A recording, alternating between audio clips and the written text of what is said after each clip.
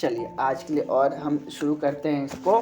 धूम कुसंगति कारिक होई, लिखई पुराण मंजू मसीह सोई। सोई जल अनल अनिल संघाता, होई जलद जग जीवन दाता।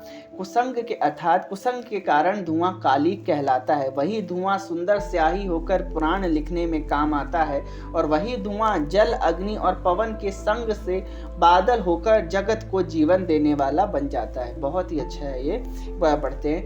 धूम कुसंगति कारिक होई, लिखई पुराण मंजू मसी सोई। सोई जल अनल अनिल संघाता, होई जलद जग जीवन दाता। कुसंग के कारण धुआं कालिक कहलाता है, और वही धुआं सुसंग से सुंदर स्याही होकर पुराण लिखने के काम में आता है, और वही धुआं जल अग्नि और पवन के संग से बादल होकर जगत को जीवन देने वाला बन जाता है।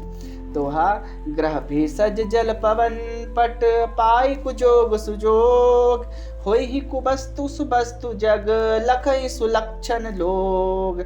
इसका अर्थ है ग्रह, औषधि, जल, वायु और वस्त्र, ये सब भी कुसंग और सुसंग पाकर संसार में बुरे और भले पदार्थ हो जाते हैं। चतुर एवं विचारशील पुरुष ही इस बात को जान पाते हैं। संप्रकाश स्तंपाख दुहू, नाम भेद विधि कीन।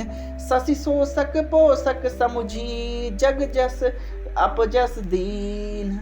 अर्थ है महीनों के दोनों पखवाड़ों में उजियाला और अंधेरा समान ही रहता है, परंतु विधाता ने इनके नाम में भेद कर दिया। एक का नाम शुक्ल और दूसरे का नाम कृष्ण रख दिया। एक को चंद्रमा का बढ़ाने वाला और दूसरे को उसका घटाने वाला समझकर जगत ने एक को सुयश और दूसरे को अपयश दे दिया।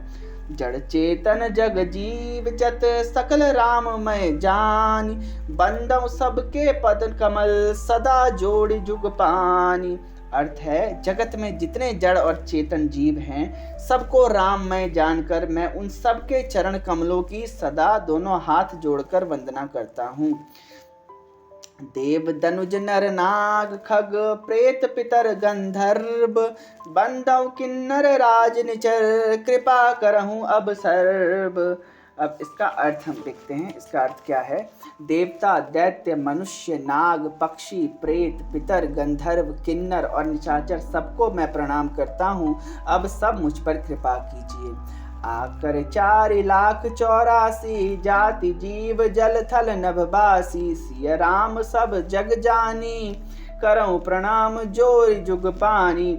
इसका अर्थ है 84 लाख योनियों में 4 प्रकार के स्वेदज, अंडज, उद्भिज, जरायुज जीव जल, पृथ्वी और आकाश में रहते हैं। उन सब से भरे हुए इस सारे जगत को श्री सीताराम मैं जानकर मैं दोनों हाथ जोड़कर प्रणाम करता हूँ। जानी कृपा कर किंकर मोहू, सब मिल करऊं छाड़ी छल छोहू। निज बुद्धि बल भरोस मोहि नाही, ताते विनय करऊं सब पाही। इसका अर्थ है मुझको अपना दास जानकर कृपा की खान आप सब लोग मिलकर छल छोड़कर कृपा कीजिए। मुझे अपने बुद्धि बल का भरोसा नहीं है, इसलिए मैं सबसे विनती करता हूँ।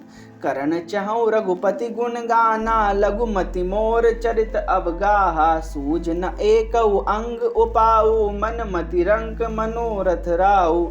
अब इसका क्या अर्थ है। बहुत ही अच्छा है। मैं श्री रघुनाथ जी के गुणों का वर्णन करता हूँ, परंतु मेरी बुद्धि छोटी है और श्री राम जी का चरित्र अथाह है। इसके लिए मुझे उपाय का एक भी अंग अर्थात कुछ भी उपाय नहीं सूझता। मेरे मन और बुद्धि कंगाल है, किंतु मनोरथ राजा है। एक बार पढ़ते हैं। बहुत ही अच्छा है ये। करण चाहूँ रघुपति गुण गाहा, लघुमति मोर चरित अवगाहा। सूझ न एकऊ अंग उपाऊ, मन मति रंक मनोरथ राऊ। इसका अर्थ है कि मैं श्री रघुनाथ जी के गुणों का वर्णन करना चाहता हूँ, परंतु मेरी बुद्धि छोटी है और श्री राम जी का चरित्र अथाह है। इसके लिए मुझे उपाय का एक भी अंग अर्थात लेश मात्र भी उपाय नहीं सूझता। मेरे मन और बुद्धि कंगाल हैं, किंतु मनोरथ राजा है।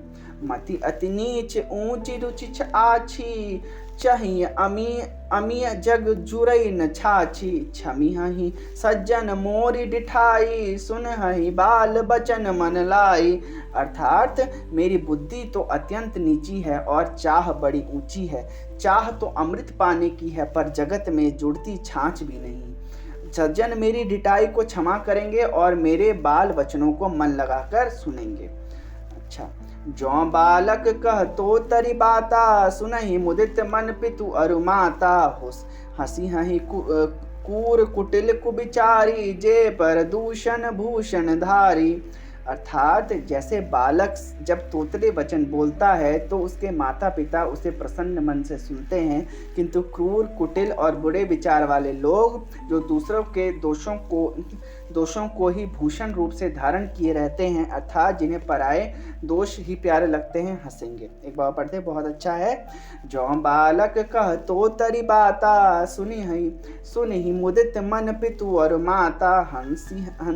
हंस हही कूर कुटिल कुबिचारी, जे पर दूषण भूषण धारी। हे प्रभु कृपा कीजिए। आशा है आपको पसंद आया होगा।